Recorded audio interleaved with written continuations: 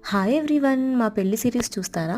అయితే ఇంకెందుకు late, subscribe చేసుకొని వాళ్ళు ప్లీజ్ సబ్స్క్రైబ్ చేసుకోండి. మన ఛానల్లో 500 సబ్స్క్రైబర్స్ క్రాస్ అయ్యాక మా వెడ్డింగ్ సిరీస్ స్టార్ట్ చేస్తాము. అందులో మా పెళ్లి స్టోరీస్ అన్నీ షేర్ చేసుకుంటాము. ఇంకెందుకు late, please subscribe to our channel.